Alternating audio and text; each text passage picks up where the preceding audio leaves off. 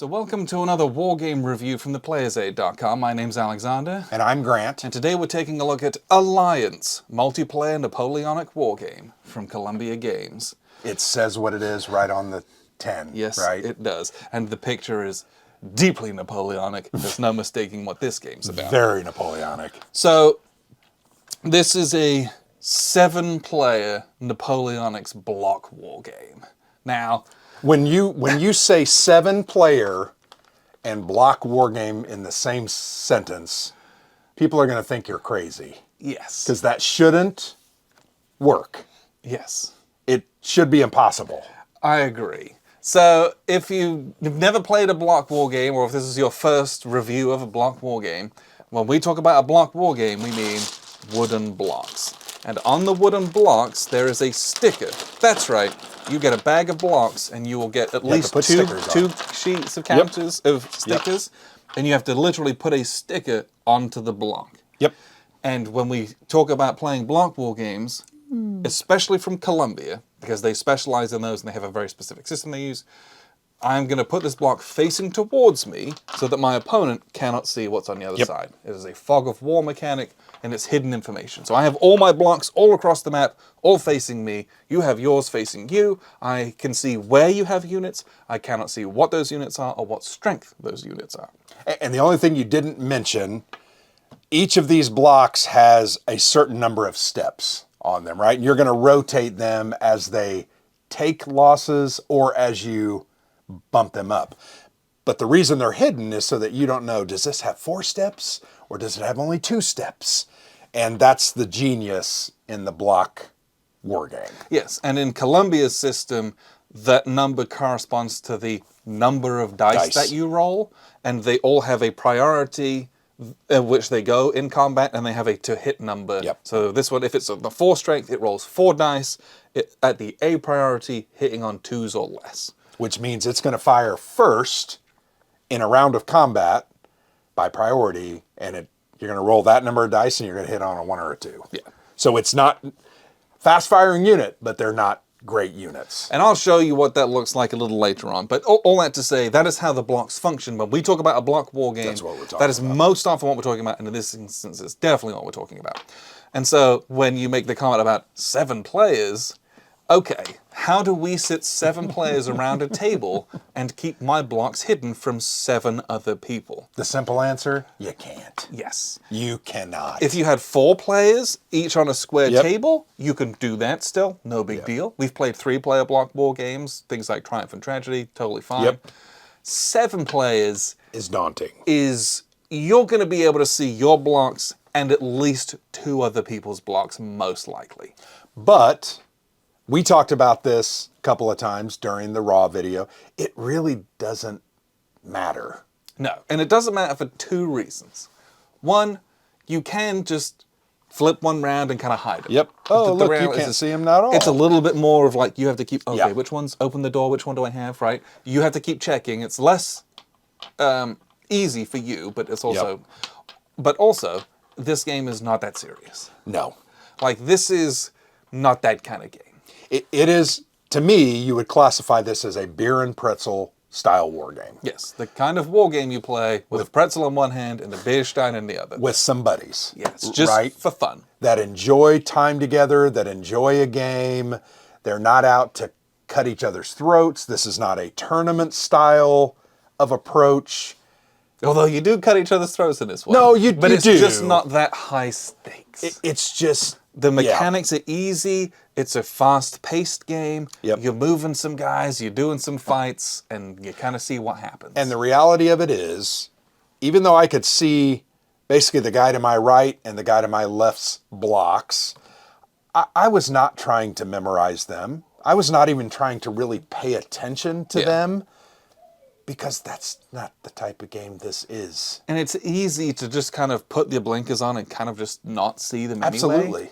And we mentioned this, and we'll probably kind of, it's, if you're playing with the kind of person who's like inspecting your blocks to see what they are in this game, Don't play with them next time. that's the wrong person to play with. Pick somebody This else. is not that kind of No. game.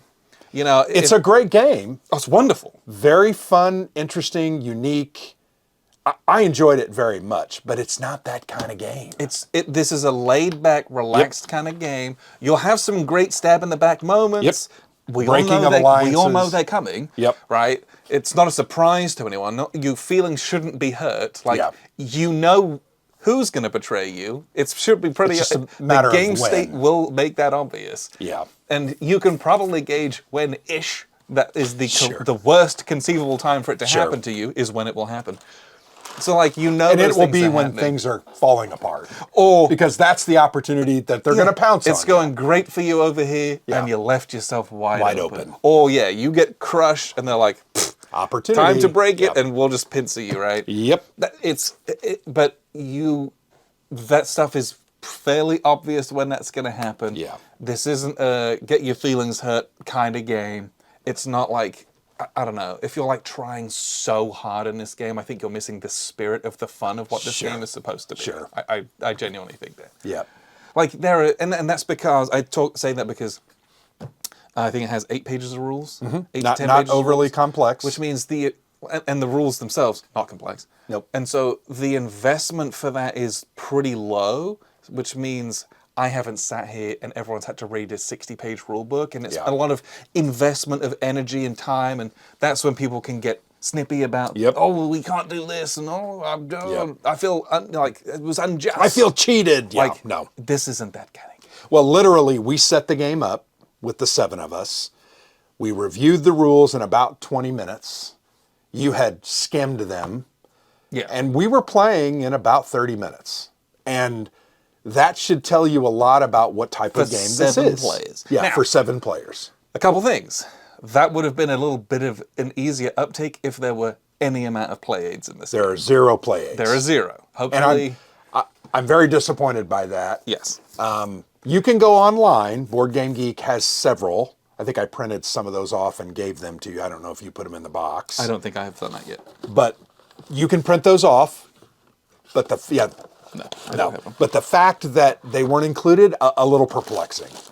Yeah, and there's a bunch of empty space on the board, and like they could have included a couple of little On the board. bits and pieces on the board even, and that doesn't exist. And it's not like there's a ton of stuff. It's just like you can have a little card for each player with some of the helpful reminders of some of the edge cases, and there's not a ton of them. Sure, but there's a like, couple. There's no reason to have not done that. I think one of the biggest things that we had to keep going back to the rule book on was the terrain, right? Because the different terrain, when you cross over from one area to another, the number of units that you can take is dependent on, is that a mountain? Is it a river? Is it a forest? Is it a forest? And those were the things that, try as we might, we had to keep going back to the rules. and it's just because you don't want to mess it up. Well, you don't want to screw. Oh, I took 4 blocks when I was only supposed to take 2. You don't want that to happen. Yeah, or it's like, oh, I moved over a mountain and I moved another space. You're not allowed to. You have to stop after the first Yeah. mountain. Having that on the having that on the board would have been the best. Yeah. But then each player having a play aid that probably had the terrain and the movement, probably the general sequence of play. What else could even have been on there? There wasn't a whole lot. You would just a little note about the the events. leaders, where Yep. it's like a leader gives you the diplomacy action. Which you can make an ally or break an alliance or do things. Yeah, it tried to go for one of the neutrals, and you get to do the special activity on it. I know that's a coin term. Yeah. Regardless of the alignment of the card. Yes. And then, you get if you are aligned with the card, you get +1 action. So, for instance, this is a British card, number 41, and the numbers have no bearing on the game other than That's the turn order. that's the turn order. But this is Wellington, right? I can play this as the Prussians, and I can play it for the event. It says Wellington reverse slope. We all know that was part of what happened at Waterloo. -1 fire in round 1 for 1 enemy artillery block. Yeah. Simple. Whoever plays the card, regardless get of that allegiance, benefit. gets the benefit. If you happen to be the British and you play this card, you get an additional op point. Yeah, you normally get 3 actions per card. You're gonna get 4. You would get a 4th. So having that on that play aid or somewhere on the board would have been very It helpful. just makes that first turn that much even more easier. efficient. Because there's one little rule book that you got to pass around 7 players.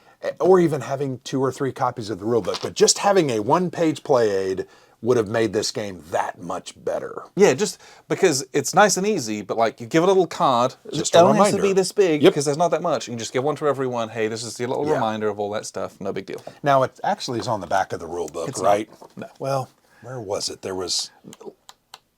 Like, Anyway. all that stuff is dotted throughout the rulebook. Sure. And So it's- you have to search for it a little Yeah. bit. So to me, that was my one complaint with the game, to be honest. Everything else generally worked very well. I love the combat system. I love the way the priority system works. The use of gold was a very interesting. Yes. You had an economy element, right? For each of the number of cities that you had, as well as cities that you had annexed. I think annexed cities only counted as half. Yeah, and So then you and needed, like sea zones and all yeah, sorts of other but things. you needed 2 of those to get 1 gold. That gold was able to supplement your actions. Yeah, you could Recruit but more only guys. to do certain things. But Yeah. it was a way to get more than your 3 Yep. or 4 actions. I loved that. I think in general the game was very well put together, very well thought out, and once again, it did its thesis. Its thesis was large multiplayer, negotiation-focused beer and pretzel war game. Yeah. That's exactly what it was. And it took 4 hours. It did. And that sounds scary, but that's what it's how long it's supposed to take. And it needed to take 4 hours because there was a lot of discussions amongst everyone and a lot of, hey, are we going to do this? Are we going to do that? and, we and there's a lot of combats. And the combats, take a little bit of time. if you've got 4, 5, 6 units, you go through 2, Yep. 3, 4 rounds of combat, depending, and that it just takes a little bit of time. Yeah, agreed. But I really loved the card deck. Oh, it was for amazing. turn priority. Amazing. That's something that's new for Columbia. At least I haven't seen it before. The Yep. way that those work, it's really simple. You just go from highest to lowest. Yep. You have this deck of aligned cards, and so you're looking for your ones. But you're also like, ooh, do I want to go first? Do I want to go last? I got this Yep. hand of cards, and I can kind of. In this round, I'm going to go early. This round, I'm going to go late. And then someone like gazumps you, and you're like, ugh, no. Yeah. That's great. But it has this really familiar core Columbia block war game system. Mm-hmm. The movement, the combat is identical to all the other ones that you've played, basically. And it just works. It Yeah. just works They well. didn't change it because Nope, it works. just works. Having talked about all that, I will show you how it works, and then we'll wrap up with some final thoughts. I know it looks a little chaotic. It's a lot of blocks. This is a 7-player game, and we played a 7-player game. This is kind of the end state of what things looked like. So the first thing that we kind of talk about and that you're going to see is like, well, like all of these, the white Austrian blocks and the orange Ottoman blocks and kind of also the French blocks, they're all kind of facing the same way, and maybe the Spanish and the British ones are, and the Prussians and the Russians, and then all these brown kind of minor neutrals. This isn't that kind of game, you know. Like, yeah, you try to keep them hidden where you can, but sometimes you have to flip the block around so they're facing towards each other so someone can't see. But like, it's also just one of those games where it's like, it might be a 4-hour, 5-hour game, but it's also not necessarily the most serious and intense of games. And if you're playing with someone who's just staring at your blocks and like cheating, I guess, it's hard to not see at least one other person's block. It's just, that's the case. Hopefully you're allied with them at some point. That is less of a big deal. But you just try not to play that way, or you try to cover them up where you can.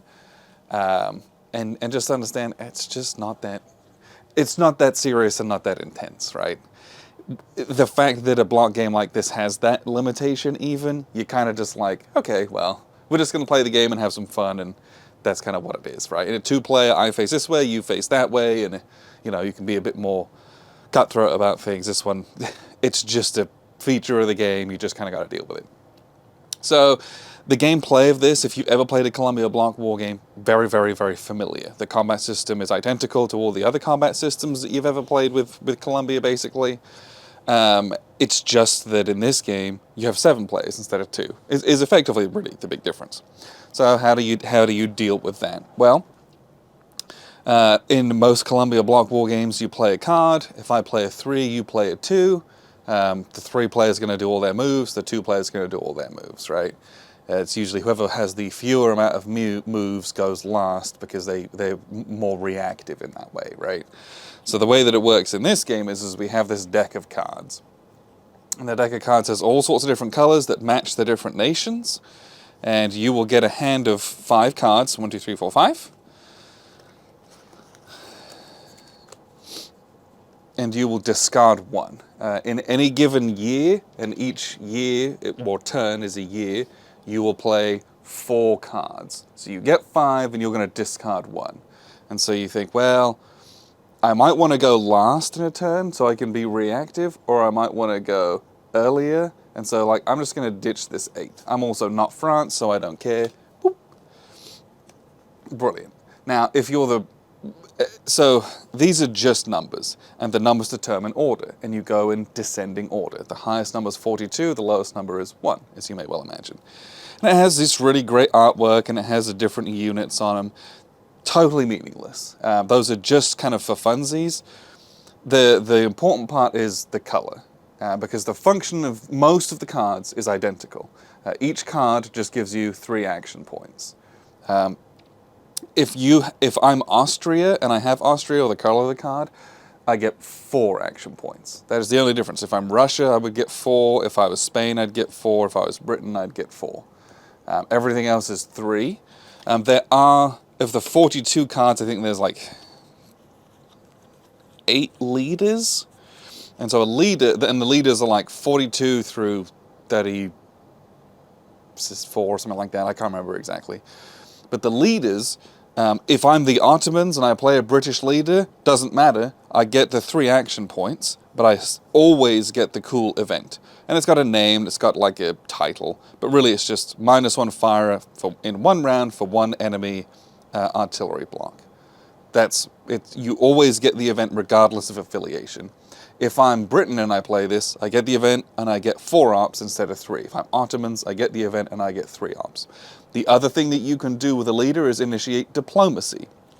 When you play this, these are very high numbers, so they're almost always going first as well. You're going to pick one of these brown miners, and what you're going to do is you're going to start a diplomacy check. And let's say, we're going to go with Tunisia down here. Tunisia is currently owned, or it's allied with the Ottomans. And so what we'll do is we're going to arm the British and say, I'd like to do diplomacy, and we'll do it against Tunisia. I'm going to bid 1 through 3 gold. And I'm going to say, okay, I'm going to bid 3 gold. Each gold is a modifier, so I really want to win this. It's got a 1 star, it's a victory point, well, it's half a victory point, and it's got a navy with it, and it's got a fortress. That's pretty tasty, that's a nice little defensive measure, but it'll help the Royal Navy control the Mediterranean. So, the person who's going to defend this, the Ottomans, they always kind of get in on that action. But everyone else who might want to jump in has to match the bid of the British. So let's say they paid 3. If you want to get in and have a go, you also need to pay 3. So let's say the British pay 3. What you do is you roll, you announce it, and then everyone else announces if they want to get in, and they pay, basically. Once everyone has either said they want in and paid, or they pass and they don't want in, you start rolling dice. And so we'll start with the British player. You always roll 2d6, and you add to it your modifiers. 1 for each gold that you spend, so a +3. And the person who initiated the diplomacy also gets +1, right? They're the one making the overtures. So we're going to roll 2d6, and we're going to add 4. I rolled a 10, it's 14. That's pretty good. Let's say the Prussians wanted in, and you have to have a +3 to get in. They rolled a 6, 7. Not great. So they're out. And the person who's defending, the Ottomans, they had to get in. They're an 11. I think if you're defending, you don't have to pay, but you can just naturally roll. But if you paid 3, and you equal or exceed, whoever has the highest wins, basically. And let's say they rolled really badly, and they didn't get it. Nice and easy. This simply, they just realign and they go towards the British. They're now British line, the British control them for all intents and purposes. They have the victory point, they have the units. If it is a tie at the end, it remains with the original controller. Or, you know, if a third or fourth party wins, it'll go to them. And the person who initiating is like, dang, that was a waste, that really sucked. And we saw that happen, and it's kind of funny, honestly. But that's, you get a free diplomacy check with every lead that you get against any of the minors, and you can just pick whichever one that you want. Some are more valuable than others. Portugal's worth 2 over here, and I think so was Naples. Naples is worth 2. And so those will people will attempt, and those will switch hands more often than some of the other ones. But the others are more geographically important if they're not more victory points important. So there's a lot of that diplomacy that goes on. And it's like a free thing that happens every time you play a leader, so it's kind of like, well, why wouldn't I? So you just always are doing those kinds of checks. And you do that first. Once we've done the diplomacy, we then start doing our actions. So if the 3 or 4 actions that you have, very Columbia style, right? I activate one group of units, and they can move 1 or 2 spaces, basically. And it depends, you're going to be crossing mountains, you have to stop. If you cross a river, it's additional moves, or you can't move as many guys is what it is.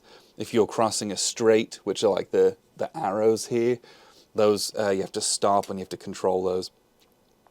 But you're basically moving guys, and you move them into a combat, and you do not resolve that combat. Or you're adding steps to units. So let's say I've got an artillery piece. He has 1 step or 2 steps. If he's at the 1 step, I can add a step. And if you add steps, you can't move because they're spending the turn, training new guys and getting equipment. Even if I'm at a 1 and I've got 2 action points, I can go up 1. I cannot go up a second one. Or if you have units off map like the French do, because a lot of French guys died, you can start rebuilding. You rebuild at the lowest strength, and you just put them on a home space, and you put them on at 1. They also can't move, you can't pip them up or do anything like that. So it's almost invariably, it's all moving and building guys. The other things that you can do is if you have gold, you can buy some extra builds at the end. So I might only have 3 actions. If I spend 3 of my actions to move guys and I have gold, I think you can spend up to 3 of that gold per card to do some builds as well. So, if you've got a lot of money, you can do a lot of extra stuff. So having big coffers is nice. But also, if you desperately need to make the moves, but also need to reinforce, there is options to do that. It's just, it comes at an economic cost. So that's pretty neat too. But what happens is all the moves are made. So let's say we got these guys in... We'll say these guys are in Milan, and the French are going to move, so they move in a couple guys. Across a mountain, you can only move 2 guys, and so they're going to move in. For another move, if I had the capacity to do it, I could move in across a different border, and you can bring in flanking forces, and those are called reserves, and they fight slightly differently. But basically, everyone goes around the table, does all their actions and moves, and once everyone's done that with their card play, we at that point then start resolving all the combats. So what that means is that if I've got guys in here, and then the French move in, then I, as the Austrians going later, have the chance to move more guys in. Obviously, you can't take the fort with you. I think there's a fort here and there. No, there isn't. And so you might have, but then the French allies go afterwards, and they might move guys in, and you end up with these massive forces that kind of come together for these huge climactic Napoleonic-style battles, which is really, really fun. Once we've done all that, we resolve combat. And we're just going to resolve a small combat just so you can see. If you've never played a Columbia block war game before, this will be something new to you. So we've got these French forces, and we've got these Spanish forces. So the Spanish forces, they have 2 blocks, and they're each at 2 strength, and they also they have this little C2. That means they fire at a C priority, and they hit on a 2 or less. Okay? So we're going to set those up here. The French, however, they have an A3, which is very good, and they have Cav at B2, which is also very good. They have a 3 strength and a 3 strength, also very good. So, when you attack, what happens is in combat, you go through the priorities. So all the A's fire, then all the B's fire, and then all the C's fire. And the way that it works is non-simultaneous, and the defender fires first. So the defender, if they had any A's, which they do not, would fire all their A's first. Then the attacker fires all their A's. And then defender B's, attacker B's, defender C's, attacker C's, and so on. So in this instance, the Spanish are very much outmatched. So they might consider retreating, but you cannot retreat until it's both your priority in the combat and also until round 2 of the combat. Combats typically go 4 rounds at most. You can extend it to a 5th, and the reality is most combats are over by then. So the French really have the tactical advantage in this instance, and we're probably going to see them get wiped, wipe the Spanish, but I think that's also kind of typical. The Spanish units don't seem to be very good in this game. So, first the A units fire. Defender A's, the defenders don't have any A's. So we're going to roll the defender artillery. So how many dice do we roll? We roll a number of dice based on the strength showing. 3, 2, or 1. Currently we're at a 3, so we're going to roll 3 red dice. And we'll roll the blue dice for Napoleon. How about that? And we hit on we're A3, so we hit on a 3 or less. So we're going to roll 3 dice, hit on a 3 or less, and we hit 2 times. And the way that this particular game works is that you have to spread out the hits to the strongest unit. So we go 1 hit and 1 hit, and then he's kind of done for the round. Then we go to B's. Defender B's, well, the defender doesn't have any B's. And so the attacker B's are going to go. They have, again, a strength 3, but this time they only hit on 2s. They're a B2, they hit on a 2 or less. And we did 1 hit. And so we will knock out one of these Spanish units. He's gone. And then we go to C's. Defender C, we have a Defender C right here. Unfortunately, he's down to one strength point, and he hits on a C2, so we need a 2 or less. We don't hit. And it's at this point that we go to round 2 of combat. The Spanish at this point would be considering retreat. However, you can only retreat during your priority. So we have to do all the A combats, all the B combats, and then when it gets to C, C can retreat. Well, he's probably going to be gone before then, and so let's just roll it out to make sure. A3 hitting on 3 or less, got him, he's dead. Those forces were very outmatched. And sometimes that happens because you don't know what you're going up against, or you are bluffing people with crappy units, hoping that the number of blocks you have scares them away. It was a very strong force compared to the little Spanish riflemen, and they kind of did them over. And then they take Milan, that's worth a victory point. It has the 1 star in it. Great, brilliant. That is literally how combat works. You will get into combats that have like 10 units on either side, and they take a little bit longer, but the process is the same, right? You just chuck the dice, do the hits, chuck the dice, do the hits, chuck the dice, do the hits. And it's just doing it in the order that is very straightforward. You line them all up. And some of it's very, very dramatic, because you'll get into someone rolls real hot and then they roll real cold, and you might have someone doing some like real valiant defense because the attackers miss, and then defenders have these really crappy units, but they somehow all hit, and you get some really cool stuff that isn't just... This was almost a foregone conclusion with those 2 units, or those 2 sets of units. And basically you're going to do this 4 hands in each round for 4 years. That's typically a scenario. You can link them all for a campaign if you really want to. And at the end of it, you're going to count how many of these stars and victory points that you have. Those also generate gold between the years, that's correct. And there's also like a fixed here I stand style diplomacy phase in the like at the end of winter of each year, where you can like really make and forge alliances. Alliances allow you to defend and attack together and move through each other's spaces, but they don't give you shared victory points or anything like that, and you'll end up stabbing each other in the back, and it's brutal and it's really fun. I think we had all of that going on in our game. But it really is the core of the game. Move your blocks around, build your blocks, fight. And the fighting's really simple. And it's what you bring to the table with your diplomacy and your table talk and your wheeling and dealing that really kind of elevates the game. So what we'll do is we'll wrap up here with a few final thoughts. So that was a look at the board and how the combat works. Again, super easy Yeah. to pick up, super not complex. Yep. And we played this with 7 players. We played. There's 3 campaigns. We played one of the campaigns. We played the middle one, right? Yes. And it's just it took the allotted amount of time, Yep. and fun was had. Everybody had a good time. Everyone enjoyed it. I think we already talked about a couple of the things that we would have tweaked. The only other thing I would have liked to have seen with a game that is named Alliance and a game that really is focused on making those alliances so that you can survive, because the reality is Prussia ain't going to survive on their own. Nope. Almost Austria, no one can yeah. on their own. Nobody's going entirely. to stand up to the French by themselves. And you've got to find yourself in the space that you can survive and make your victory point goals. However that looks like, you've got to find yourself.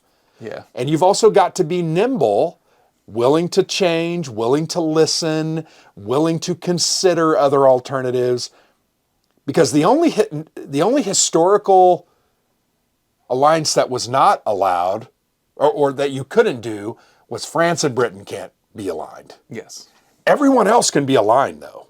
Yeah, I think in the other 2 set scenarios, there's some other things. Okay. But those, I think that's like just for the first turn. I think Got they it. can be broken. But yeah, it's the French Like and you the English start the can't. game. Yeah, it was, so I think it was the 1812 is when I remember. Okay. Where it was, like Austria is French allied, so is Prussia. But then Spain is British allied, Russia's neutral. Yeah. But everyone was neutral. I think yeah. the first one also had a couple, Everyone. like one little ally there. Got it. But But my comment, I felt like the alliance system or the rules or even lack of rules yeah. was an opportunity missed. I felt like they could have put some time into spelling that out. We've talked about this during the Raw video and a couple of other videos that we discussed this game. I feel like there should have been incentives, like to ally with someone. Maybe your economies work together. Yeah, you get an additional gold each. Yeah, maybe your troops work together better. Maybe your units, I don't know what they could be, but having those kind of benefits would have encouraged more alliance making and even encouraged more alliance breaking. Because, I need to do this. I'm going to break that alliance with you because I can get this benefit from France, right? Yeah, it was very, because as it stands, it's like totally wide open and freewheeling. Very like basic. You just make, hey, let's work together. We can move and Well, you defend can even together and cede stuff. territory to each other, or you can say, yeah, you can move into my area, and that doesn't mean that you control it, but you can, I mean, those are things that you can do, but I would have liked a little bit more structure. I'm a structured person. I would have Yeah. liked a little more structure. I'm fine with it how it is. I would like to see that as optional rules. Like if Sure. you want to do, here's the negotiation and diplomacy bolt-on mod that you can do. This There you maybe go. it's more like Here I Stand, where it's like, Yeah. here's some extra things that you can do, or rewards and penalties for making and breaking, or Yeah. you know, or even like, hey, if this particular country allies with this country, they get this historical benefit. Yeah, exactly. Right? That could Their be canon neat. are more accurate, or their economy is more productive. Any number of You know, things. you could make that an optional little set of rules, Yeah. real easy. And yeah, I think that's something that I would like to see added in. Yep.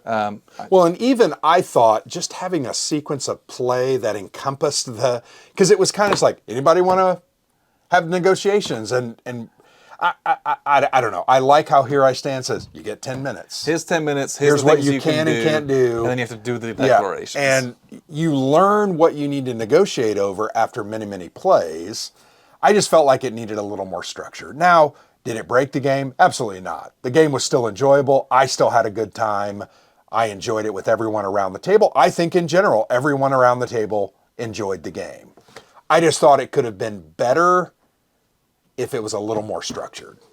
Sure. That's just my opinion. Yeah, I had a blast with the game because it just did what it said it was going to do. Sure. I think there is room for a set of advanced rules like that. that could take it to the next level. Sure. And I think that would be really fun. Well, don't you think people will work on that over the next 6 months? Because the game's brand new. It just came out a couple of months ago. I think there's definitely a lot of space for that kind of thing, for because sure. the game's enjoyable.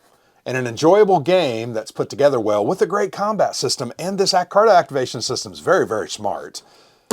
You can create a lot of rules that you bolt onto it and make it even that much better. And there's rules for playing it with less than 7 players. We did Yep. with 7.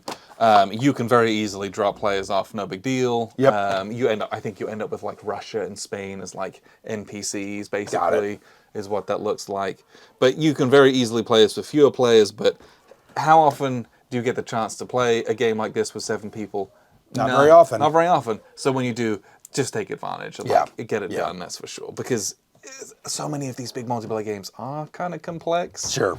And this one sits in a really fun, low intensity space. And I think that is exactly what they tried to do, right? Yep. They tried to create, once again, that beer and pretzel style game that would be interesting and unique enough that would draw the attention and keep you focused. And for 4.5 hours, I was all in. Well, and if I'm walking past a table and I see this all set up a convention, You're gonna stop. I'm gonna stop and have a look. Yep, 100%. Right? It's that kind of game where everyone's going to be a little bit jealous of you having played it. Yep. Just because it just looks so cool and Yep. you're doing the stuff and it's 100%. and it's just a game that is fun. Well, and we have played many Columbia block war games, and the combat system is just really so good. I love the priority system. I love the fact that you roll the dice based on your steps, and I love that you have a target number. That is so simple. It takes away the need for a CRT and a bunch of modifiers, and it's just classic, right? It is just classic. Every game that we played, Richard III, Hammer of the Scots, Pacific Victory.